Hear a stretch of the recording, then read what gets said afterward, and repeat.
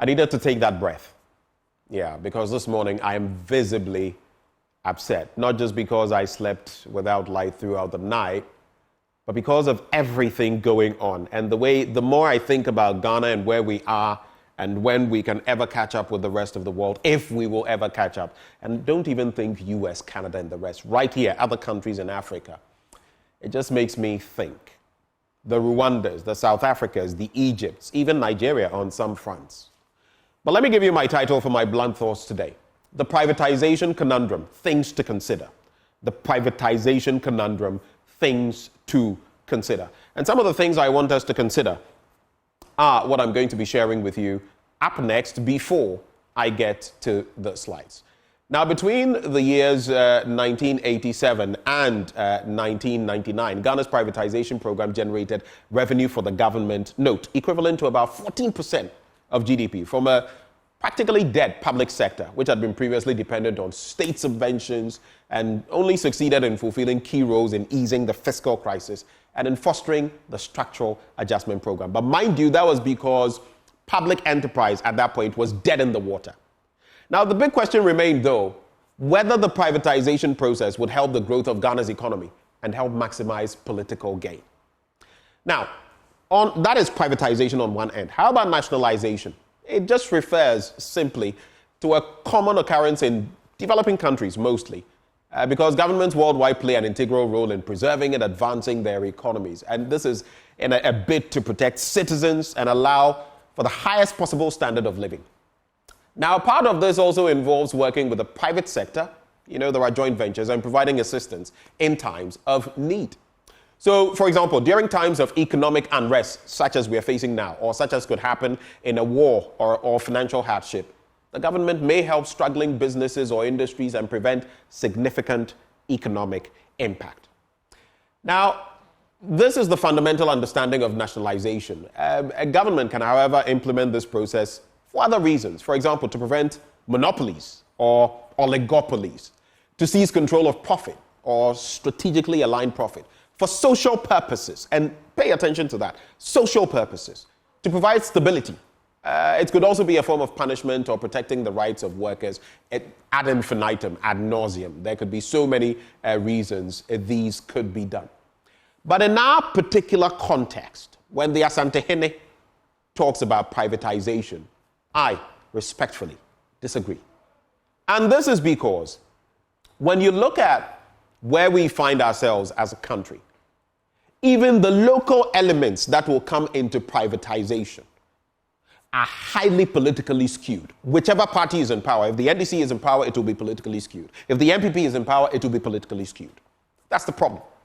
Look at Ejapa.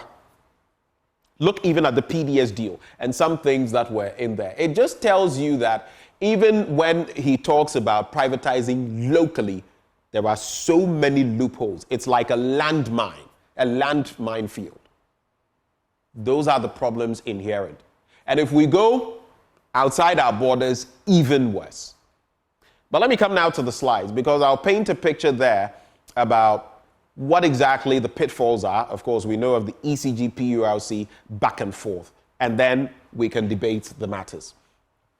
Now, in terms of our national security commodities, I've been talking about this throughout this week. A lot of people don't pay attention to it, but our telco system is so vulnerable. The telcos, the phones you use, the chip, the data, the bundling and everything. Imagine if for some reason one of these entities, and we know the quota they hold, just decided, okay, Ghana is adopting this posturing and our ownership is from here, here, here. So we're going to truncate services for a while. Even when there was a legitimate issue and there were internet downfalls and all of that recently, cable cuts, fiber optic cuts. Look at how we suffered. We don't have the tools of our economy in our hands. They are in other people's hands.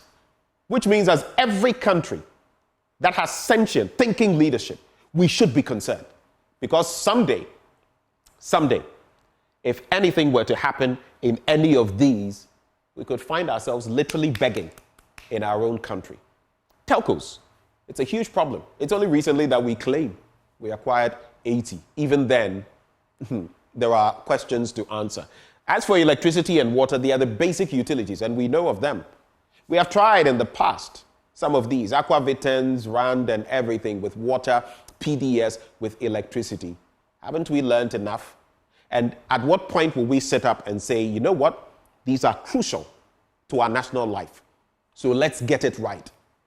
But because of our tomfoolery, we keep getting it wrong, and we may actually get to the point where privatization may be the only option, though I don't think we are there yet. But let's go to the next slide. What do the Asante say? Move government entities like the VRA to the private sector for better profits. Invest in Gridco with diverse, qualified teams. Transition electricity company to private ownership for improved service. But, Otekokoso, we have actually tried this electricity thing before. You're fully aware. And it was tainted with corruption from the NDC to the MPP, both of them. It was tainted because what some people wanted and the renegotiations and all of that, let's not even lie. The very people at the top wanted to be the beneficiary owners in different ways. That will not help us. Invest in Gridco with diverse qualified teams. I agree with that. But why have we not done it up to this point? Why do we do it piecemeal? Move government entities like the VRA to the private sector for better profit. They may, when we privatize, make more profit. But what would that mean in terms of the ripple effect of cost on the ordinary Ghanaian? That's what we ought to contemplate. Next slide. Now, a lesson from the past, right? Parliament, and apologies for not having the P here, approved an agreement between the government and a consortium led by the Manila Electricity Company on July the 24th, 2018.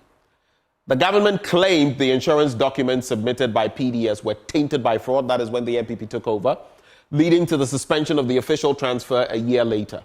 Now, a delegation was later sent to Qatar to investigate the fraudulent act. Next slide.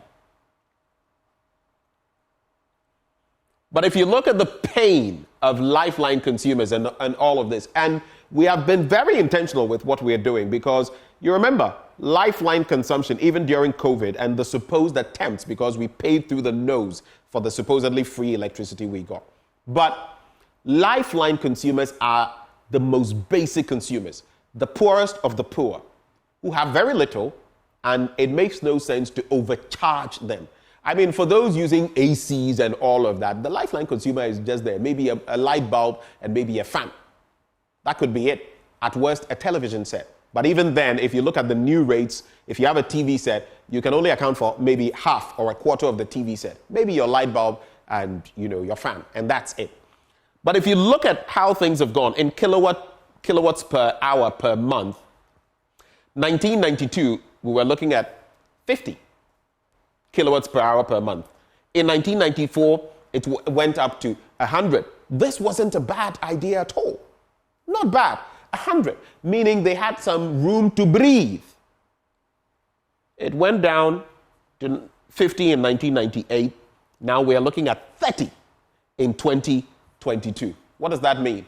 For the Lifeline consumer, their benefits have been cut to the lowest we have seen in 1992 to 2022, about 30 years, 3 decades. And it continues. How does the person down there get better? Next slide. Now, if you look again at the old versus new, consumption per month, 0 to 30 kilowatt hours, we're looking at a maximum bill per month of 12 cedis and 40 pesos. And you must ask yourself even, what is the minimum wage? What is the minimum wage? And people earning minimum wage, how will they survive and even be able to foot this? Right? Then you come to the increment, 0 to 50 kilowatt hours, and that is the bracket now, 19 cedis, 26 pesos. I know people who don't even make 5 cedis in a day. 5 cedis. What maybe you use to buy a ball of kenke. Some people don't make 5 cedis a day. Think about that. Next slide. Then we come to this whole conundrum, and yesterday I listened to Andre Japamersa and the others, and whether it is a war or a battle, whatever the case may be, between the ECG and the PURC. And of course, the ECG having 61 different bank accounts. Lord knows why. Speak to Samuel Dubik Mahama. Don't ask me. But then let's look at the breakdown. Next slide. The total number of accounts, 61. Accounts submitted to the PURC, 36. Outstanding, 25. Next slide.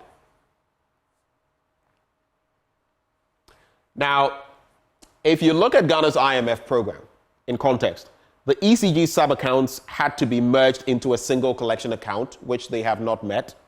The account was to be audited every quarter, and the final report of the July to September 2023 audit was to be published by the end of February 2024. These are Article 4 requirements which have not been met, largely. Next slide. But then you get to this final place. This is the final place, port of call. Why some of us are very concerned whether local privatization, and we've seen some of that as well, let's not forget, and foreign privatization. The levers of our economy largely are in the hands of foreigners. When you think supermarkets, I'll not mention brands, think supermarkets. You're thinking of the Lebanese, the Indians, and the rest. You know exactly which entities I'm pointing to. Which one of them? I don't know. There's one that comes to mind, but even that is on the downturn. You're thinking supermarkets. They're in the hands of foreigners. You're thinking furniture. There's more of a balance in there. But now, if you look at the innovation, a lot of them are foreign. That is why the cost, I don't know the last time you checked the cost of furniture out there. And even those made locally cost an arm and a leg. Also because of poor policies that allow the importation of these so that when the local person is producing, it's at an exorbitant rate. Everywhere in the service sector you want to look, it's foreigners dominating. I'm not saying it's necessarily a bad thing, but with the porousness of our laws and corruption, it's a deadly cocktail. Because you know who suffers in the end?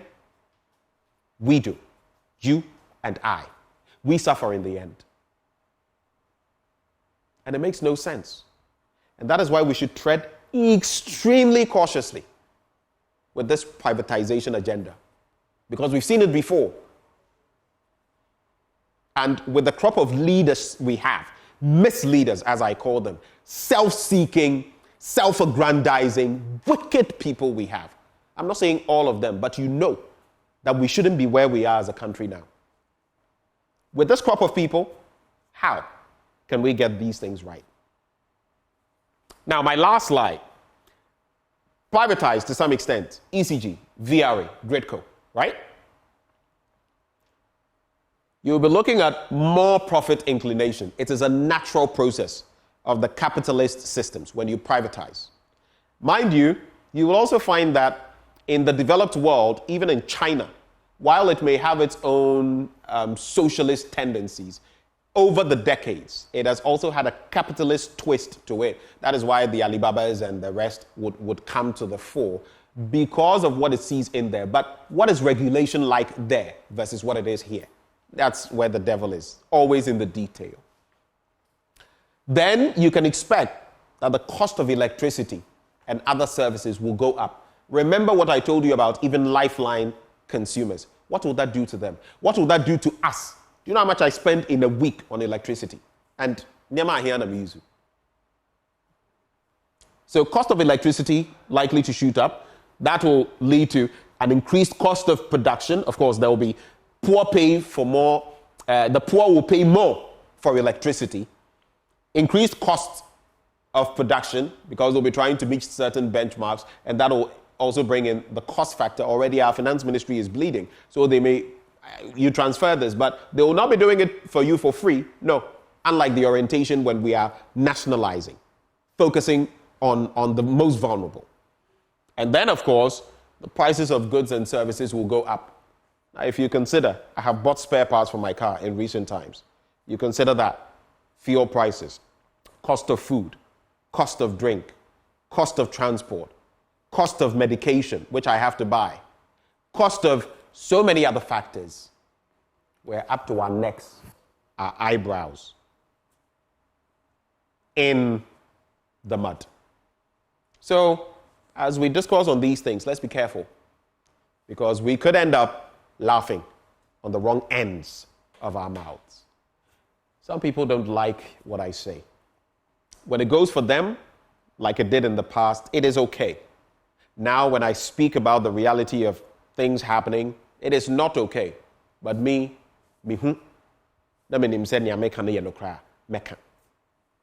Ma no bokiti, but kadie meka. It is what it is. We can pretend, or we can decide to move this country forward. It is your call and mine. God bless Ghana and make her great and strong. These are my blunt thoughts shared with you, raw, hot, unedited, undiluted. Stay with us for the rest of our programming.